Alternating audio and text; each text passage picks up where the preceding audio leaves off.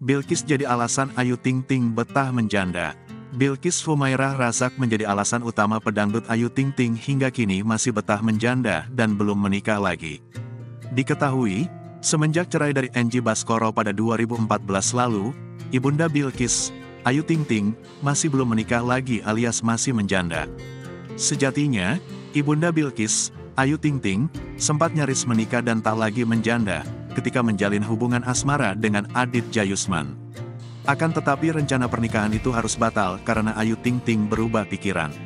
Alhasil kini, dia harus kembali bertahan sebagai seorang janda anak satu. Selain belum menemukan pengganti Angie Baskoro, rupanya ada alasan lain yang membuatnya masih belum kunjung mendapatkan suami.